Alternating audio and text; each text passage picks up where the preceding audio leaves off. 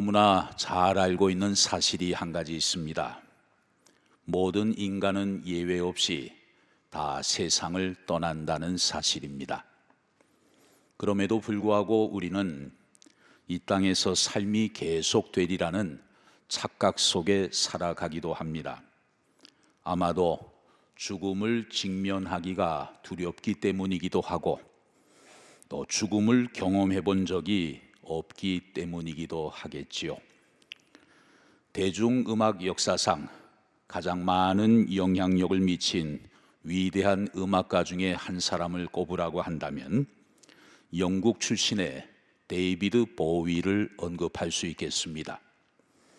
미국의 저명한 음악 저널인 롤링스톤은 그를 가리켜서 역사상 가장 위대한 락스타라고 극찬을 했고, 또 영국의 BBC 방송은 대중음악의 피카소라고 그를 평가하기도 했습니다. 또 영국 신문 인디펜던트는 지금까지 가장 영향력 있는 영국의 팝 아티스트라고 대서특필하기도 했습니다. 이런 명성 때문인지 수많은 팬들은 데이비드 보위는 늘 우리 곁에 있을 것이다, 그렇게 생각을 했습니다. 그러나 2016년 그가 1년 반 동안 인류의 보편적인 질환인 암 투병 끝에 69세의 일기로 세상을 떠나고 말았습니다. 그의 죽음 소식은 지금까지도 팬들에게 믿기 어려운 큰 충격으로 남아 있습니다. 반면에 자기가 세상을 떠날 수도 있음을 팬들에게 미리 알리고 작품을 활동을 하는 예술가도 있습니다. 2014년 직장암 투병 사실을 알리면서 이후 예술가로서의 말년을 겸허하게 받아들인 분입니다. 세계적인 영화 음악가인 일본의 사카모토 류이치가 지난 3월 28일 71세의 나이로 별세했습니다. 그는 위대한 피아니스트로, 또 전자음악 밴드로, 미디어 아트 작가로, 또 사회 운동가 등으로 다방면에 큰 발자취를 남겼습니다. 그의 영화음악 대표작으로는 1986년 베르나르도 베르톨루치 감독의 유명한 영화 마지막 황제라는 영화가 있지요. 이 마지막 황제의 영화 음악을 만든 분입니다. 이 작품을 통해서 아시아인으로는 처음으로 미국 아카데미 음악상을 수상한 바 있습니다.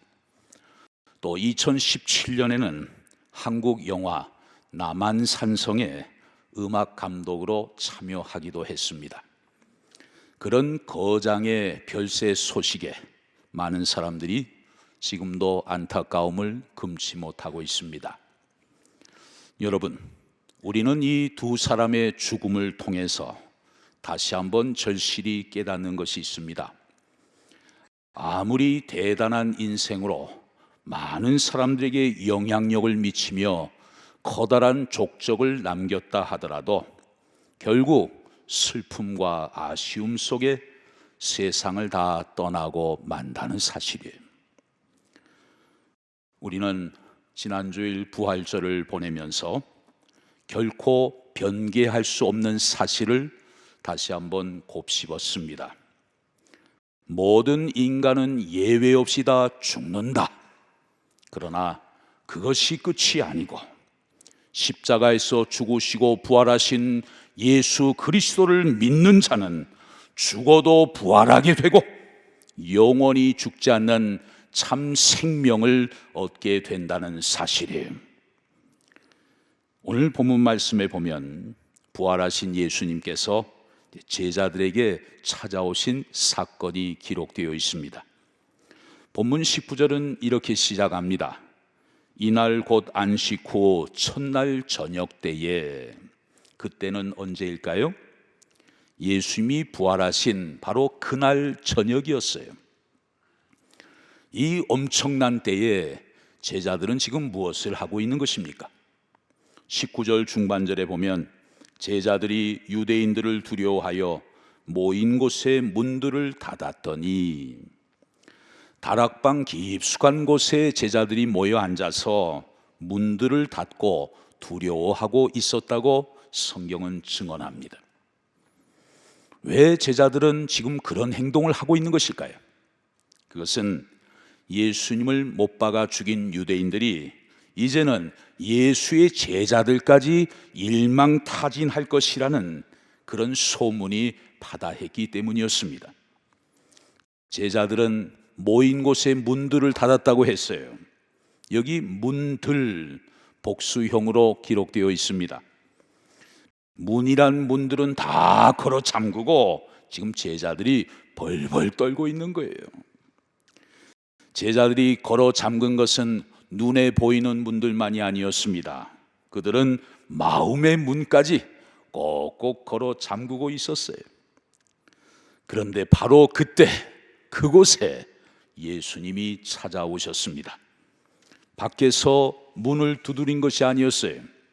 제자들 가운데 누가 문을 열어준 것도 아니었어요.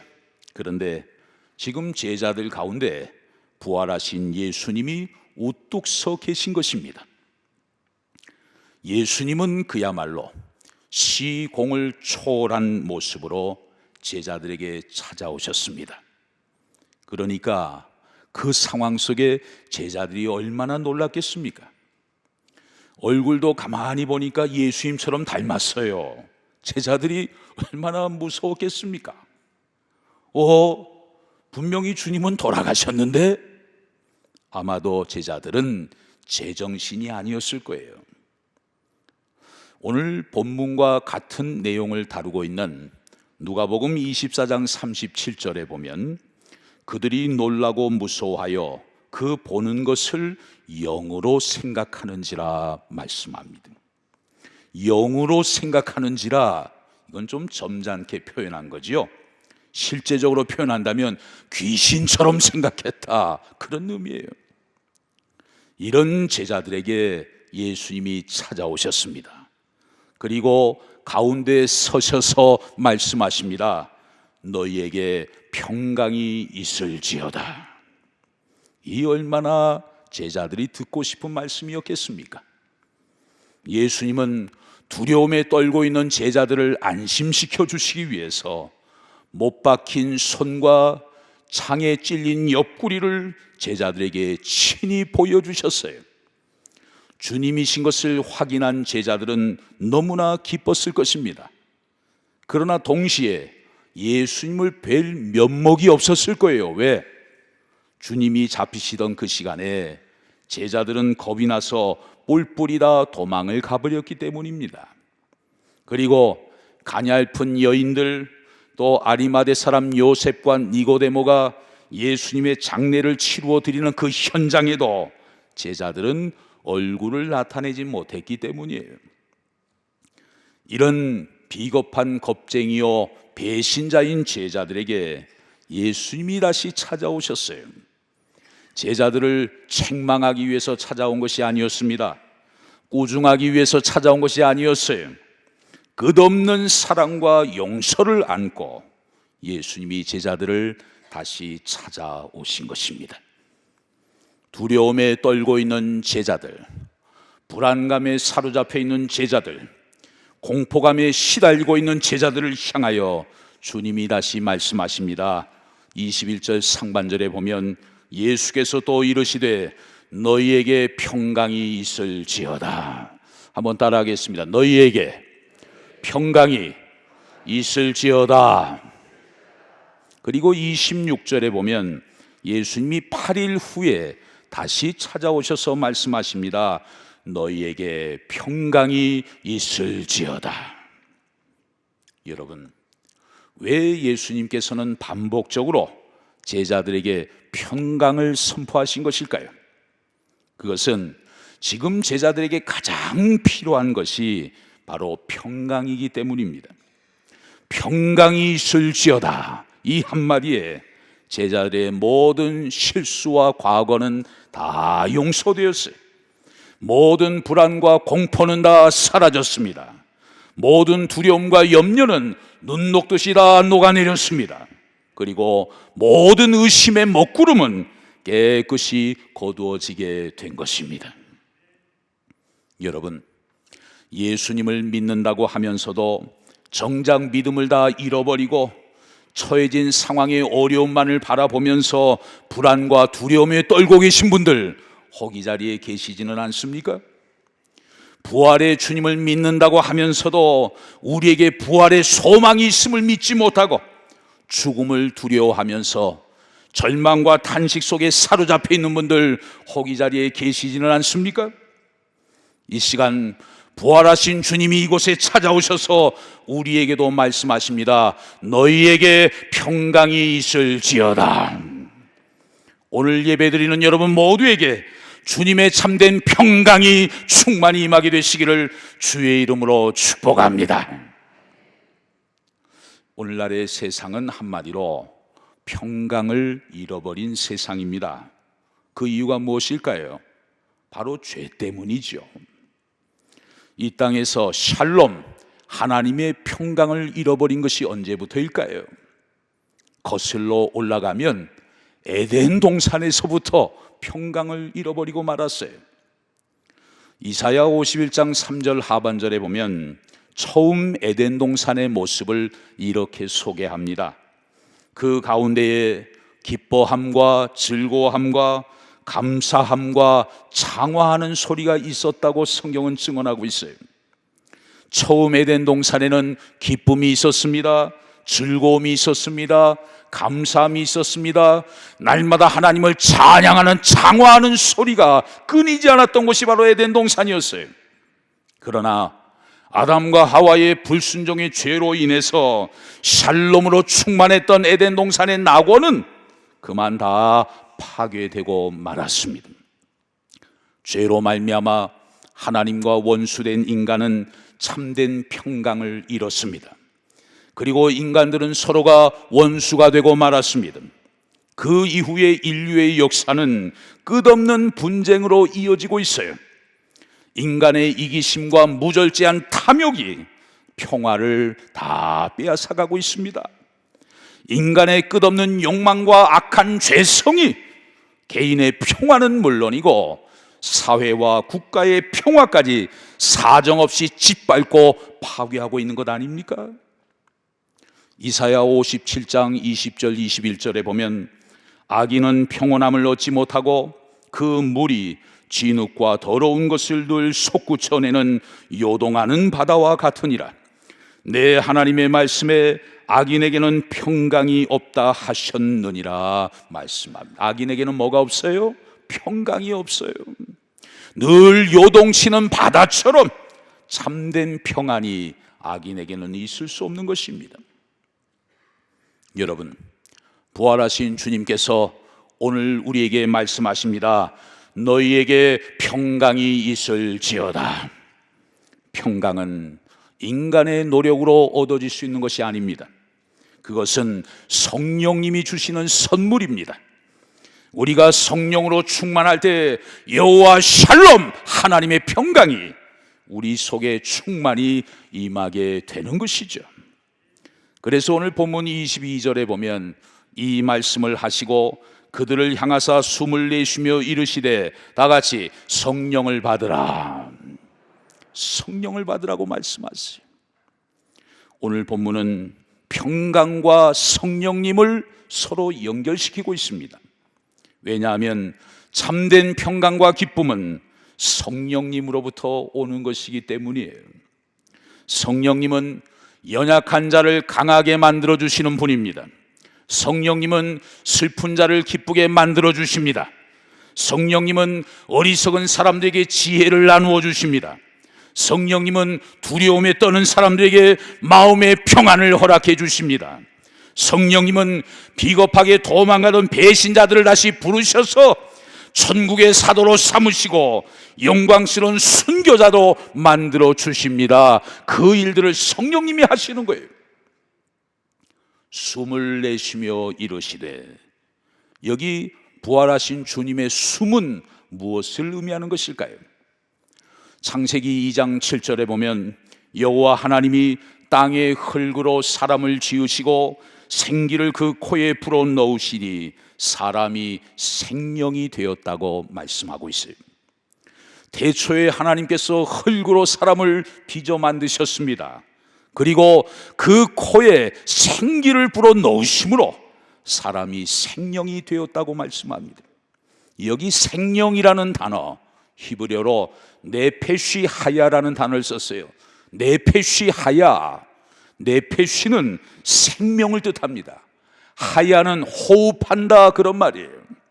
네페쉬 하야, 생명을 호흡한다 그런 뜻입니다. 그러니까 사람이 생명이 되었다는 것은 생명을 호흡하는 살아있는 영적 존재가 되었다는 것을 의미하는 것입니다. 그래서 우리 인간의 몸은 흙의 요소가 있고 생기의 요소가 있어요. 그런데 인간이 범죄하고 타락함으로 말미암아 생기의 요소를 다 잃어버렸어요.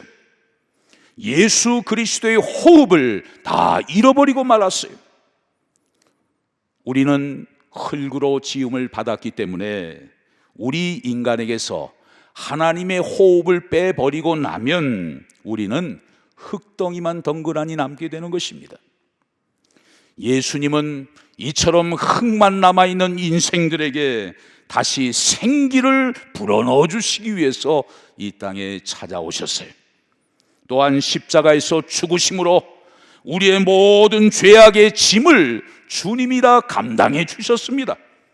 그리고 마침내 주님께서 하나님의 능력으로 부활하신 것입니다. 할렐루야. 본문 22절 하반절에 보면 숨을 내쉬며 이르시되 성령을 받으라 말씀하십니다. 숨을 내쉬며, 이 말씀은 구약의 에스겔 골짜기를 연상케 해줍니다. 에스겔 37장 9절 하반절에 보면 말라빠진 뼈들을 향해서 주님이 이렇게 말씀하십니다. 생기야, 사방에서부터 와서 이 죽음을 당한 자에게 불어서 살아나게 하라. 그때 생기가 마른 뼈들에게 불어왔고 그 뼈들이 살아 일어나서 큰 군대를 이루게 된 것을 성경은 보여주고 있어요. 그렇습니다. 지금 이 순간에도 하나님의 생기가 불어오게 되면 우리는 절망의 자리에서 일어나게 될 것입니다. 질병의 자리에서 일어나게 될 것입니다. 실패의 자리에서 일어나게 될 것입니다. 죽음의 자리에서 우리 모두 다 일어나게 될 줄로 믿습니다. 이 시간 부활하신 예수님이 불어넣어 주시는 성령의 생기가 여러분 모두에게도 충만히 임하게 되시기를 주의 이름으로 축복합니다. 여러분, 이제 우리가 부활하신 예수님을 통해 성령의 생기를 받아서 평강을 얻게 되었다면 우리는 이제부터 어떤 삶을 살아가야 할까요? 그 해답이 본문 23절에 나와 있습니다. 너희가 누구의 죄든지 사하면 사하여질 것이요 누구의 죄든지 그대로 두면 그대로 있으리라. 여러분, 이 말씀의 의미는 무엇일까요? 이것은 용서의 권세를 말하고 있습니다. 주님의 부활에 동참하는 그리스도인들은 이제 남을 정죄하던 삶에서 벗어나서 용서하는 삶을 살아야 한다는 말씀이에요. 우리는 모두 죄로 인해서 이미 유죄 판결을 받은 죄인들입니다. 죄인이기 때문에 죄값을 받아서 사망의 형벌, 곧 지옥의 형벌의 자리로 다 가야 하는 죄인들이에요. 그러나 예수님의 십자가 죽음을 통해서 하나님은 우리의 모든 죄값을 다 지불하셨습니다. 그래서 예수 믿는 저와 여러분이 다 무죄 선언을 받게 된 거예요.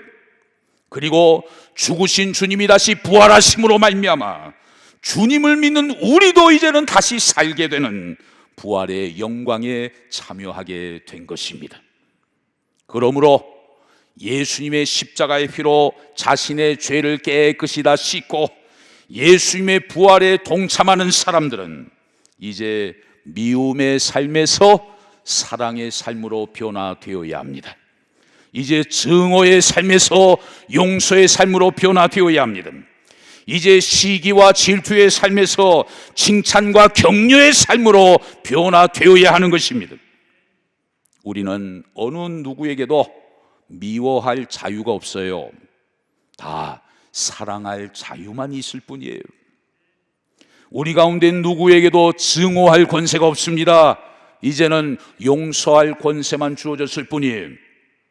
어느 누구도 시기하고 질투할 자격이 없습니다.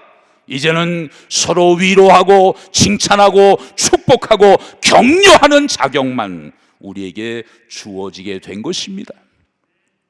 그러므로 여러분, 이제부터 우리 모두 사랑을 선포해야 합니다. 용서를 선언해야 합니다. 칭찬하고 격려하는 말로 우리 입술을 가득 채워야 합니다. 무엇보다도 먼저 나 자신을 용서하고 사랑해야 합니다. 배우자와 자녀들을 용서하고 사랑해야 합니다.